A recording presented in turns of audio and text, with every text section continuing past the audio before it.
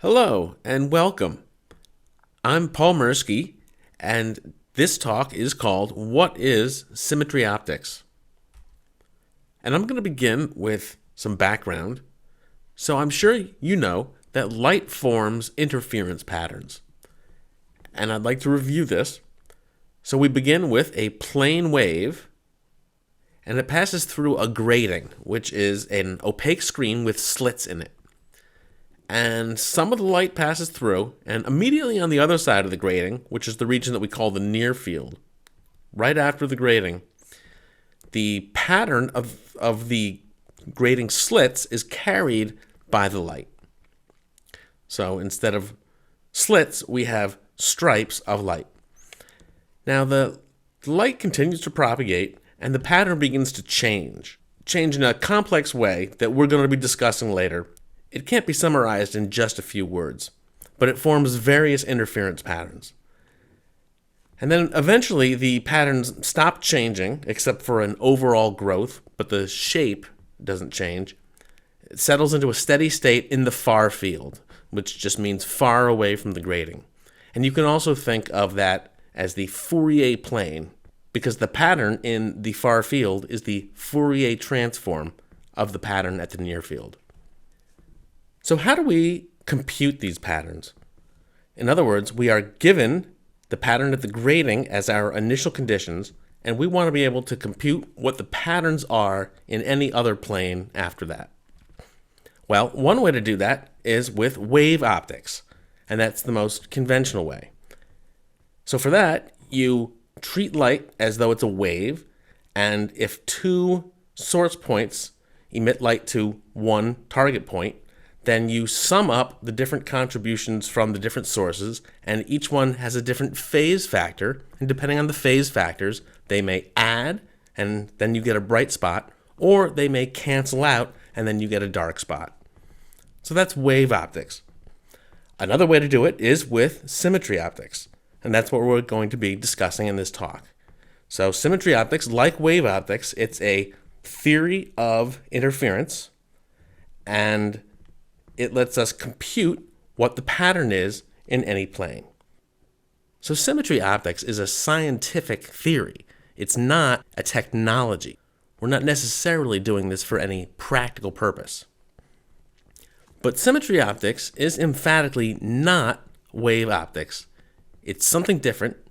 It's a different set of ideas and principles. And to illustrate this, let's contrast the wave concepts, which are on the left, with the symmetry concepts on the right. So wave concepts include diffraction, amplitude, phase, curvature, and constructive and destructive interference. So anytime you're thinking in terms of wave optics, these are the words that you're likely to be using. These are the fundamental ideas behind it. Now let's look at some symmetry concepts. So we have singular and plenary factors, static and live, critical planes, tilt and slide, and roundness. So in other words, it's a completely different set of concepts from those that are used in wave optics. But it's best to think of these as complementary rather than contradictory approaches. So I'm not saying there's anything wrong with wave optics, and I'm not even necessarily saying that one or the other is better. Rather, I'm saying that each one reveals a different aspect of light. And that's going to be the organizing principle for this talk, is we will look at ways in which symmetry optics reveals things that wave optics does not. This is a bold claim, and so I want to start out by showing you that this really does work. And the data set that supports it is called the Symmetry Optics Validation Study. So we start with a plane wave, and it passes through a grating, and on the other side, it forms interference patterns. Now on the right, we have a camera, and this camera is taking an image of the grating. But the camera is mounted on a stage, and when the camera moves back, the imaging plane moves back with it, so that we are effectively taking a scan through all of space and seeing what the pattern is in every plane. we're going to take all these images and we're going to assemble them together into a video. The study contains 64 videos in total, and we're going to be watching just one. What we see now is just one frame of one video. And let me explain what all of these elements mean. So here in the upper left-hand corner, we see an image of the grating. And this is real laboratory data taken with a camera. Now over in the upper right, we see a higher magnification image of the same thing. So these two are the same object, but two different images, different magnifications. Down below, we have two simulated or synthesized images. These are not actually taken with a camera. These are generated in software, but the data that underlies them comes from the model of symmetry optics. In other words, these are the theoretical results that symmetry optics predicts, and up on the top, we have the actual experimental data collected in the laboratory. And what we want to see is that they match well. So let's watch the video.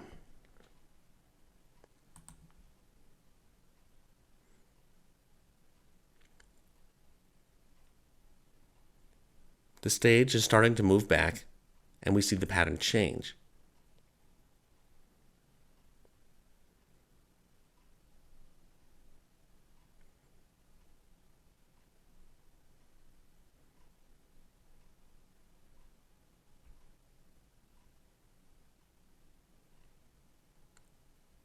By the way, notice the red text in the middle. We'll be discussing that more later.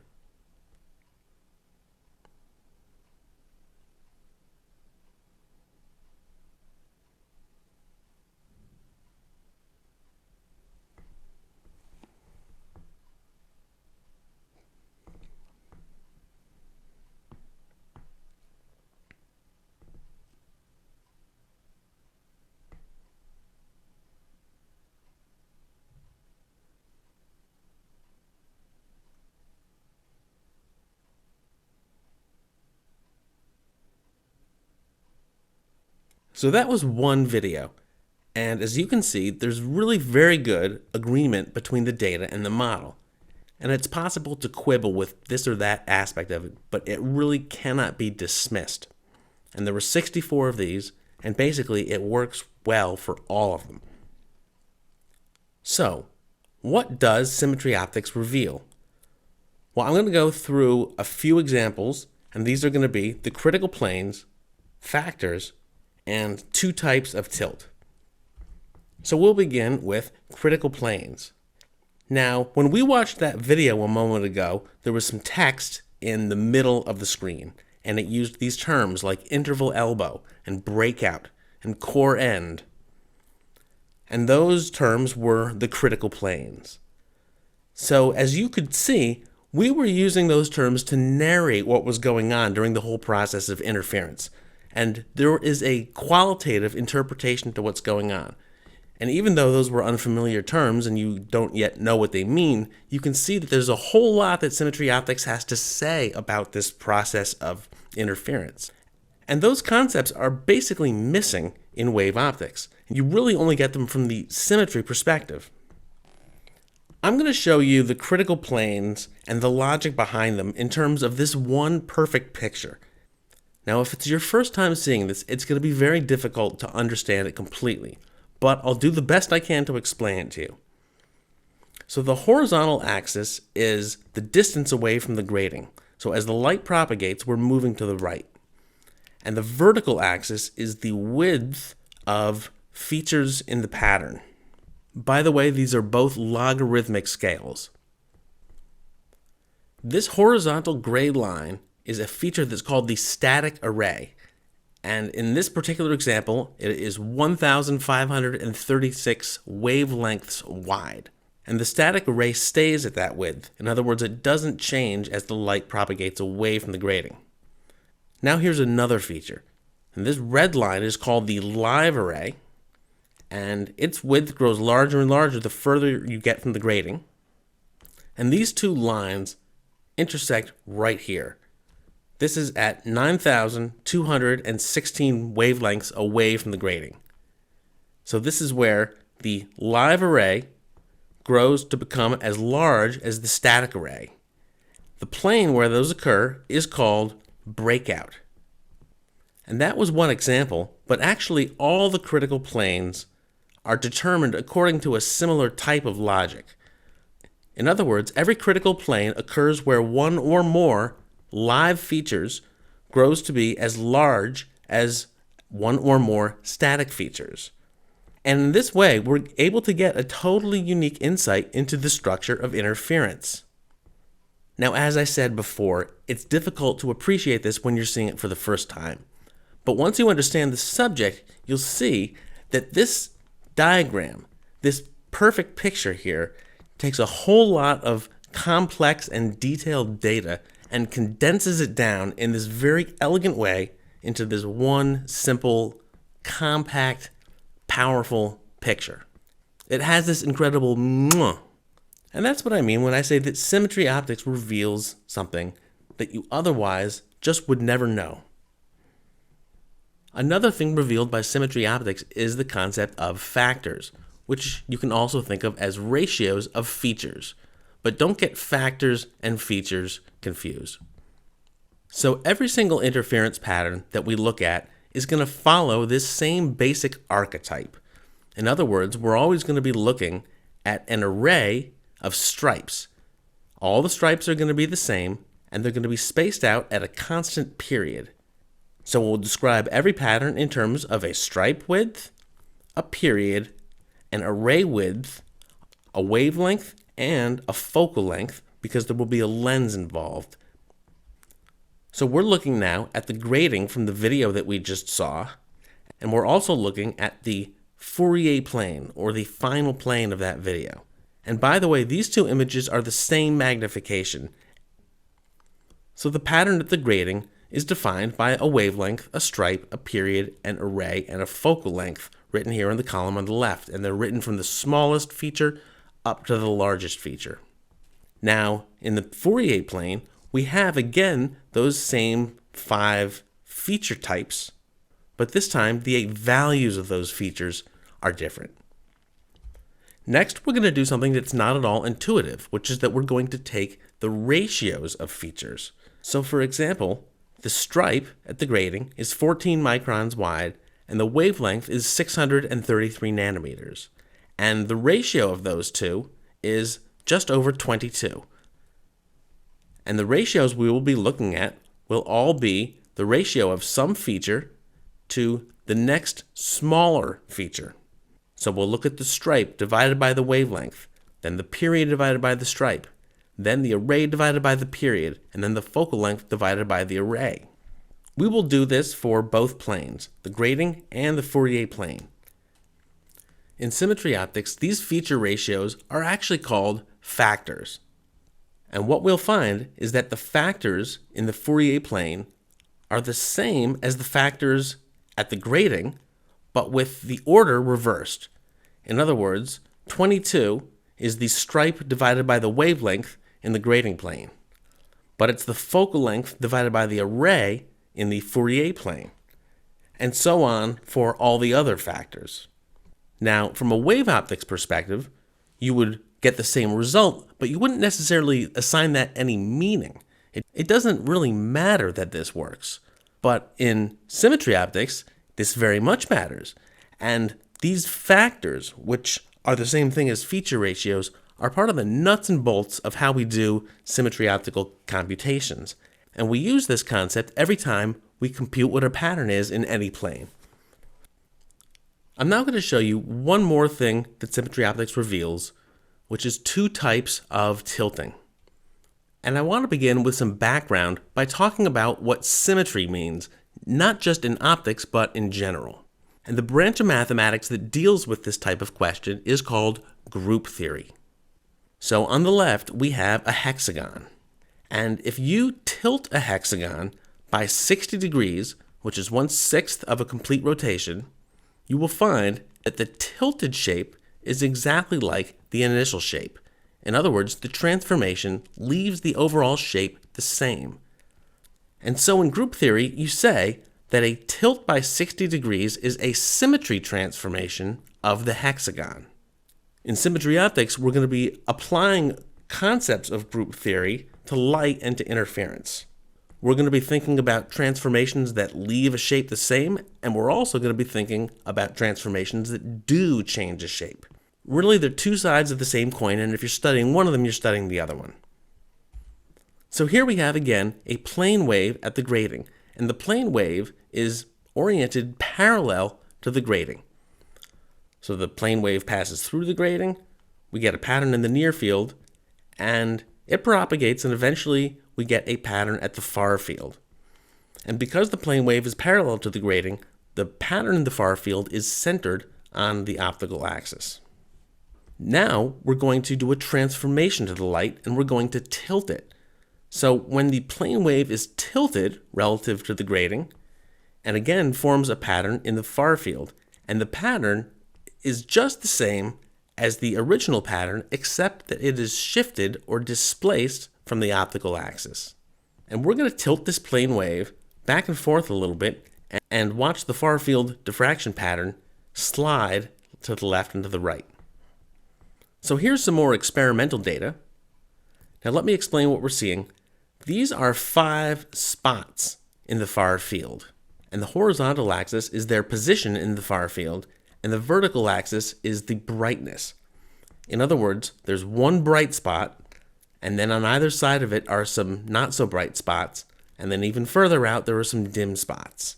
And this dotted red line you can think of as a kind of envelope function. In other words, the brightness of the spots seems to respect this imaginary curve as a kind of a boundary. So now we're going to tilt the plane wave back and forth, and this is going to behave as you would expect. So the whole pattern shifts over to the left without really changing internally to itself. It's just going to shift as a single unit. Now we do see some jitter, but that is not conceptually important. That's just a practical engineering problem that we're having because we're using a spatial light modulator for this.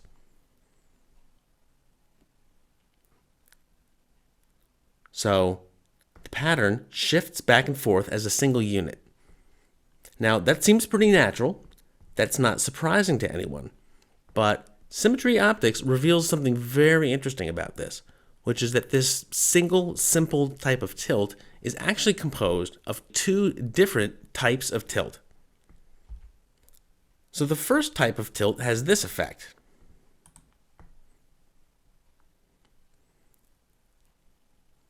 So the envelope function is sliding back and forth, but the spots themselves are actually staying still. They're staying still, but they're becoming brighter or dimmer in order to respect this imaginary boundary, this envelope function, which is moving left and right.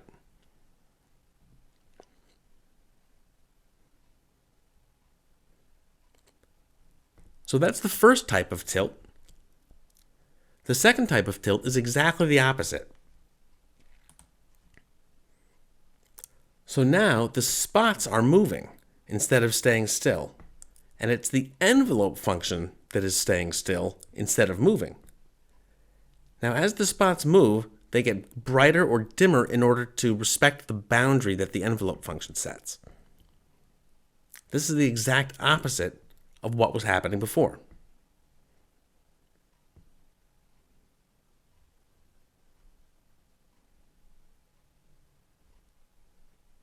Let's watch all 3 of these together just to make it easier to see what's happening.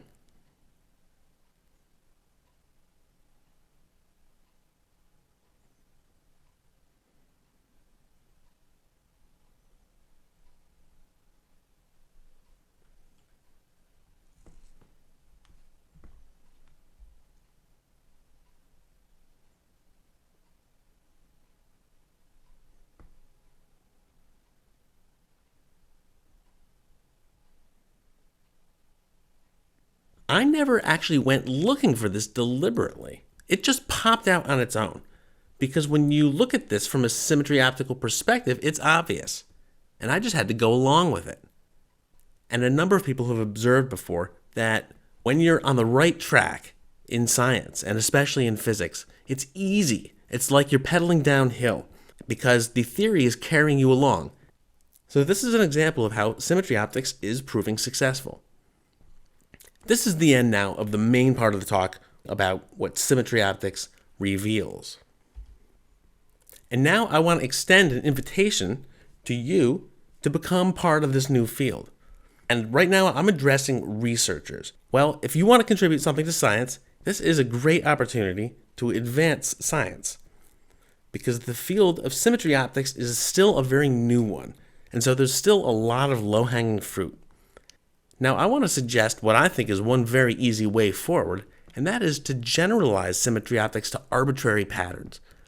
What I mean is that right now, symmetry optics only deals with the cases that match the archetype we showed before. It only deals with uniform stripes spaced out at a uniform period over some array length. Now, if you change that archetype at all, if some stripes are wider than the others, or if the stripes are zigzags or circles or anything else, then it doesn't work anymore. So the current model is extremely limited. But a great way forward is to start generalizing these principles to more and more shapes, and ultimately to be able to describe any possible pattern. So we want to be able to describe a picture of a sailboat, or the words, the happy birthday, or anything else, the way that we can with the Fourier transform. We want to generalize it to all possible functions or all possible patterns. So if you're interested in going further, and I hope that you are, the next step is to take the first course in symmetry optics. This is a series of lectures. These are all available on YouTube. They're all free. You don't have to sign up or anything. You just go and watch them. And they are also available in written form if you would rather read them. And the place to find links for all of this is down below here. It's symmetryoptics.com/course. Let me go over what's going to be in these 7 lectures. So the first one is, what is symmetry optics? And you're already mostly done with that.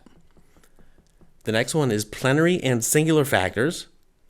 Then we have static and live and the source target grid. Next we have critical planes of the beam, and then critical planes of many slit interference, the continuous factor model, and finally the symmetry optics validation study.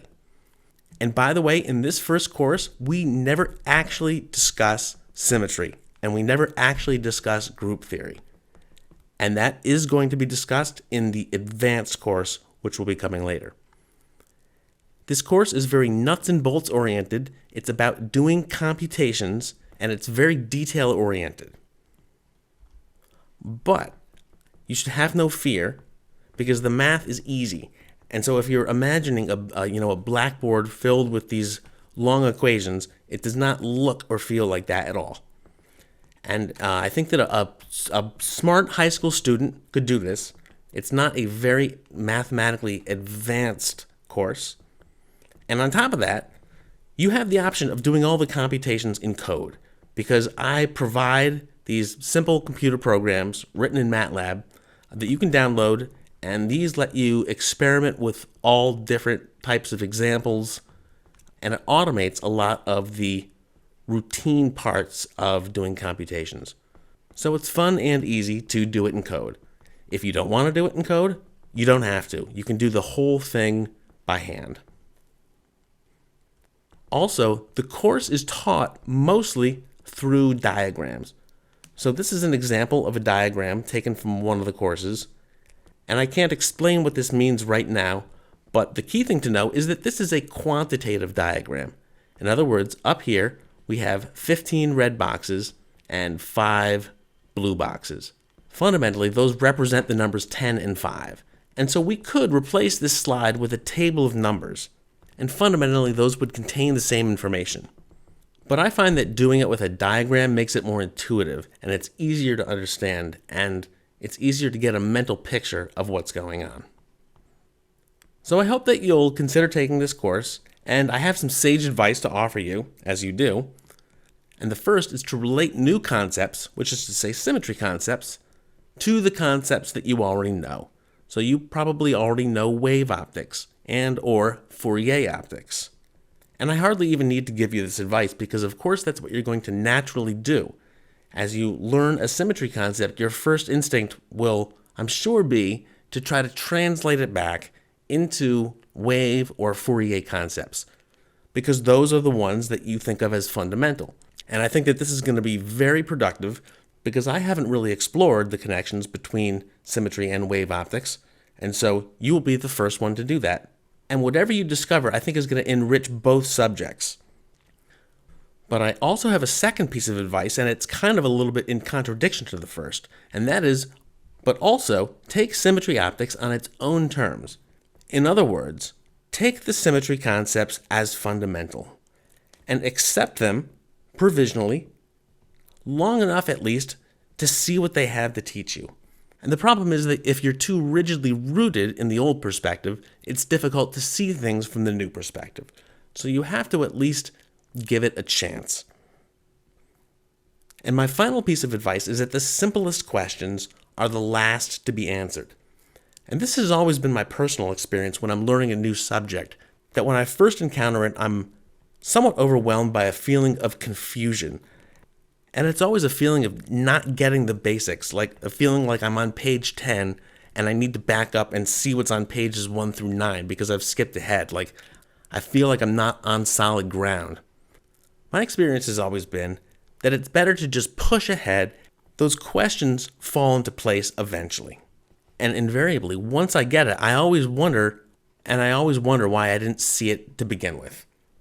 But I think that this problem is especially acute with symmetry optics because in this case, the theory itself is a work in progress. And so we really can't start from the deepest and most fundamental ideas because that's what we are working towards. And with that, I want to say thank you for listening. I hope that this talk has piqued your curiosity, and I invite you to learn more and connect with others at symmetryoptics.com.